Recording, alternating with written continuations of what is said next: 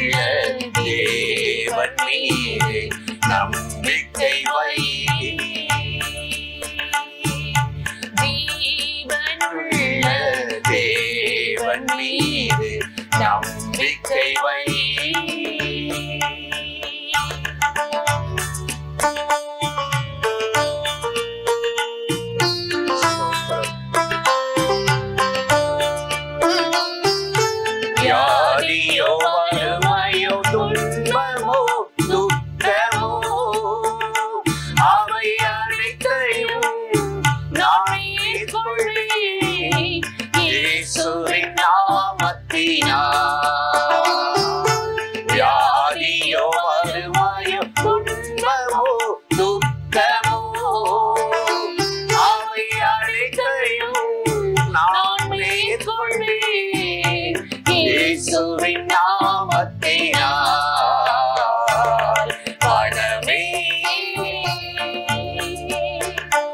ஏன் கலங்குகிறாய்?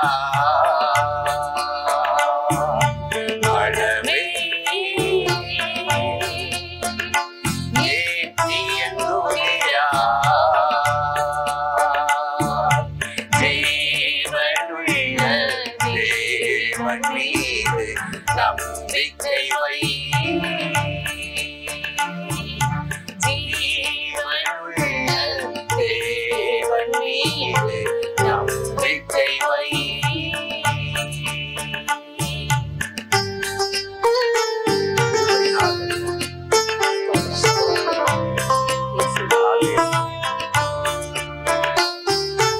அழைத்தவர் நடத்துவார், அச்சமே இல்லை.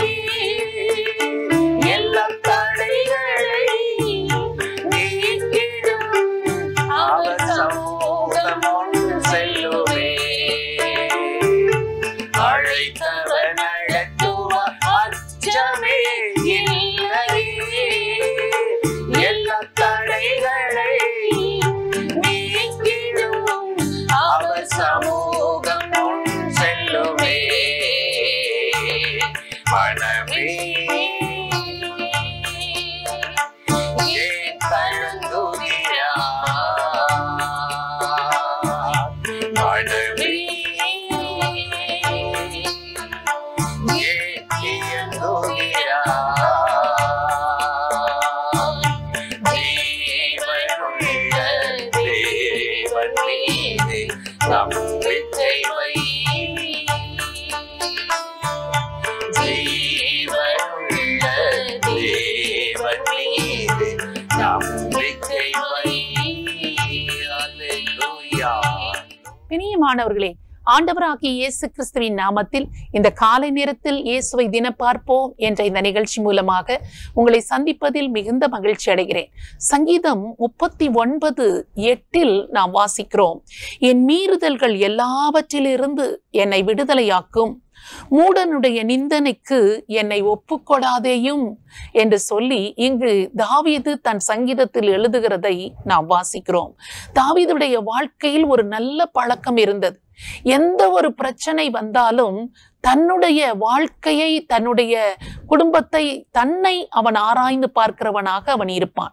அவன் தன் வழியை யோசித்து பார்த்து அதன் பிறகுதான் மற்ற அந்த பிரச்சனைக்குரிய காரியத்தை அவன் யோசிக்கிறவனாக இருக்கிறான். எதிரிகள் முன்பாக என் தலையை உயர்த்தி வையுமையா என்று சொன்னாலும் என் வழியையும் சீர்படுத்தி என்னையும் நீதியில் நடத்தும் என்று சொல்லுகிற ஒரு மனிதனாக அவன் இருந்தான். அதனால்தான் என் மீறுதல்கள் எல்லாவற்றிலிருந்தும் என்னை விடுதலையாக்கும். ஒருவேளை அதற்கு முன்பாக அவன் நிந்தனையின் பாதையில் அவன் கடந்து போய் கொண்டிருக்கிறான். ஏதோ ஒரு நிந்தை, ஏதோ ஒரு அவமானம், ஏதோ ஒரு பாடு, அந்த பாதையில் அவன் கடந்து போகிறான்.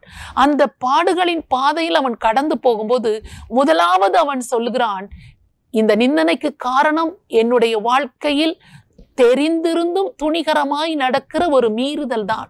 இந்த மீறுதல்கள் எல்லாவற்றிலிருந்தும் என்னை விடுதலையாக்கும் என்று சொல்லிவிட்டுத்தான் மூடர்கள் நிந்திக்கிற நிந்தனைக்கு என்னை ஒப்புக்கொடாதிரும் என்று அவன் சொல்லுகிறதாக நாம் வேதத்தில் வாசிக்கிறோம்.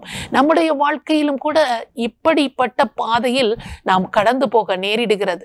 அப்பொழுதெல்லாம் பிரச்சனைகள் சூழ்ந்து கொள்கிற போது, நம்மை தாக்குகிற போது, ஐயோ எதிராளிகள் என்னை தாக்குகிறார்கள், அவர்கள் என்னை பேசுகிறார்கள் என்றெல்லாம் நாம் யோசித்து கலங்காதபடி, இதற்கெல்லாம் என் வாழ்க்கையில் ஏதாவது ஒரு காரணம் இருக்கிறதா, நான் ஏதாவது ஒரு விதத்தில் பிரச்சனைக்குரிய காரியமோ அல்லது ஆண்டவரை துக்கப்படுத்துகிற காரியமோ என் வாழ்க்கையில் இருக்கிறதா என்று யோசித்து பார்த்து நம்மை சீர்படுத்தி கொண்டு அதன் பிறகு இந்த மூடர்களுடைய நிந்தைக்கு என்னை ஒப்புக்கொடாதேயும் என்று நாம் சொல்வோமானால் ஆண்டவர் நம்மையும் அவர் காப்பாற்றி மீட்க வல்லவராக இருக்கிறார்.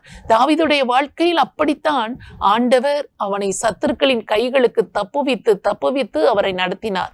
இன்றைக்கு கூட உங்கள் வாழ்க்கையில் ஏதோ அவமானத்தில், ஏதோ ஒரு நிந்தையின் பாதையில, மனதை காயப்படுத்துகிற காரியத்தில் நீங்கள் போய் கொண்டிருக்கிறீர்களா? உங்கள் வழிகளை சீர்படுத்தி என் மீறுதல்கள் எல்லாவற்றிலிருந்தும் என்னை விடுதலையாக்கும் என்று சொல்லி ஆண்டவருக்கு உங்களை ஒப்புக்கொடுங்கள், அர்ப்பணித்து விடுங்கள். அதன் பிறகு ஜெபியுங்கள், ஆண்டவரே இந்த நிந்தனைகளுக்கு, இந்த போராட்டங்களுக்கு, இந்த கஷ்டங்களுக்கு, இந்த கண்ணீருக்கு என்னை நீங்களாக்கி விடுவித்து அவர்கள் கையில் என்னை ஒப்புக்கொடாதிரும் என்று சொல்லி ஜெபம் பண்ணுங்கள். ஆண்டவர் அப்படியே உங்களையும் தாவீதை தப்புவித்தது போல தப்புவித்து நடத்துவார். இந்த பட்டணத்தார் சவுலின் கையில் என்னை ஒப்பு கொடுப்பார்களா என்று ஆண்டவரிடத்தில் தாவீது விசாரித்தான். அப்படியே ஆண்டவர் சொல்கிறார், ஆமாம், இந்த மக்கள், இந்த பட்டணத்தின் ஜனங்கள் சவுல் கேட்கும் பொழுது தாவீது இதோ இங்கே எங்கள் பட்டணத்தில் தான் ஒலித்து கொண்டிருக்கிறான் என்று சொல்லி உன்னை காட்டி கொடுத்து ஒப்பு கொடுப்பார்கள் என்று ஆண்டவர் சொல்லுகிறார். ஐயோ, ஆண்டவரே சொல்லிவிட்டார், அது நடந்துவிட போகிறது என்று அவன் அமைதியாக இருந்து விடாதபடி தாவீது அரணான ஒரு இடத்திற்கு, போகக்கூடிய இடத்திற்கு போனான் என்று சொல்லி நாம் வாசிக்கிறோம். நாம் போகக்கூடிய ஒரு இடம் இருக்கிறது என்றால் ஆண்டவராகிய இயேசு கிறிஸ்துவினுடைய பாதம் தான். அதனால்தான் சங்கீதக்காரன் சொல்கிறான், குமாரன் கோபம் கொள்ளாமலும் வழியிலே நீங்கள் அழிந்து போகாமலும் இருக்கும்படி அவருடைய பாதத்தை முத்தம் செய்யுங்கள். இன்னும் கொஞ்ச காலத்தில் அவருடைய கோபம் பற்றி எரியும், அவரை அண்டிக் கொள்கிற யாவரும் பாக்கியவான்கள். யார் ஒருவர் ஆண்டவர் இயேசுவை அண்டிக் கொள்கிறோமோ, பாதுகாப்புக்குள் ஓடுகிறோமோ, அவர்களை எல்லாம் ஆண்டவர் பாதுகாக்கவும் தப்புவிக்கவும் அவர் வல்லவராகவே இருக்கிறார். தாவீது அரணான இடத்துக்கு, அப்படி போகக்கூடிய இடத்திற்கு அவன் போனதினால் சவுல் தேடிக்கொண்டே வருகிறான், துரத்தி கொண்டே வருகிறான். ஆனால் தாவீதை தொடவே முடியவில்லை. தாவீதை தேவன் சவுலின் கையில் ஒப்பு கொடுக்கவே இல்லை என்று வேதத்தில் வாசிக்கிறோம். இன்றைக்கு பிரச்சனைகளின் நடுவில், போராட்டங்களின் நடுவில், பொல்லாதவர்கள் கையில் நாம் ஒப்பு கொடுக்கப்படாதிருக்க வேண்டுமானால் நம்முடைய மீறுதல்கள் எல்லாவற்றிலிருந்தும் கர்த்தர் நம்மை விடுதலையாக்கி அந்த மூடருடைய நிந்தனைக்கு ஒப்புக்கொடாமல் நம்மை பாதுகாக்க நம்மை தாழ்த்தி நாம் ஜெபிப்போமானால் கர்த்தர் நம்மையும் இந்த நிந்தனைகளுக்கும் பாடுகளுக்கும் உபத்திரவங்களுக்கும் நீங்களாக்கி விடுவார் அல்லவா? ஆண்டவரை நோக்கி அதற்காக நாம் இன்றைக்கு ஜெபிப்போமா? ஸ்தோத்திரம் ஆண்டவரே, உம்மை நன்றியோடு நாங்கள் துதிக்கிறோம். இந்த காலை நேரத்தில் யாரெல்லாம் ஆண்டவரே உம்முடைய உதவியை நாடி என் வாழ்க்கையில் பிரச்சனை, போராட்டம், துரத்தி கொண்டே வருகிற வேதனை, ஆண்டவரே என்றைக்கு இந்த பாடு முடிய போகிறது, எப்பொழுது இந்த நிந்தைக்கு ஒரு முடிவு வரப்போகிறது, முற்றுப்புள்ளி வைக்க போகிறீர் என்றெல்லாம் கலங்கி கொண்டிருக்கிற இந்த சூழ்நிலையில் ஆண்டவரே என் இருதயத்தை நான் ஆராய்ந்து பார்த்து, என் சிந்தையை நான் ஆராய்ந்து பார்த்து, இதற்கெல்லாம் காரணம் என் வாழ்க்கையில் ஏதாவது குறைபாடு இருக்கிறதா, என் மீறுதல்கள் அதற்கு காரணமாய் இருக்கிறதா என்று யோசித்து பார்த்து என் மீறுதல்கள் எல்லாவற்றிலிருந்து என்னை விடுதலையாக்கும் என்று ஒரு நல்ல ஜெபத்தை ஏறெடுக்கவும், எல்லாவித போராட்டங்களிலிருந்தும், நிந்தனைகளிலிருந்தும், அவமானங்களிலிருந்தும், துரத்தி வருகிற சவுலின் தொந்தரவுகளிலிருந்தும், பார்வோனின் தொந்தரவுகளிலிருந்தும், பிரச்சனைகளிலிருந்தும் அவர்கள் காப்பாற்றி மீட்கப்படவும் உம்மை நோக்கி நாங்கள் ஜெபிக்கிறோம். ஆண்டவரே, உம்முடைய அடைக்கலத்தில் நான் வந்து விடுகிறேன், என்னை காப்பாற்றும் என்று யாரெல்லாம் உம்முடைய அடைக்கலத்துக்கு ஓடி வருகிறார்களோ ஒருவரையும் கைவிடாத தேவன் இந்த காலை நேரத்தில் ஒவ்வொருவர் வாழ்க்கையையும் ஆசீர்வதித்து அவர்களை பலப்படுத்தி சகாயம் பண்ணும்படியாக உமது கரத்தில் அர்ப்பணித்து ஜெபிக்கிறோம். இயேசு கிறிஸ்துவின் நாமத்தில் ஜெபிக்கிறோம் நல்ல பிதாவே, ஆமென். இந்த நிகழ்ச்சி உங்களுக்கு மிகுந்த ஆசீர்வாதமாய் இருந்திருக்கும் என்று நிச்சயமாய் நாங்கள் நம்புகிறோம். நீங்கள் பெற்றுக்கொண்ட நன்மைகளை எங்களோடு கூட பகிர்ந்து கொள்ளுங்கள், மற்றவர்களிடத்திற்கும் சொல்லுங்கள். ஆண்டவராகிய தேவன் உங்களை ஆசீர்வதிப்பாராக. ஆமென்.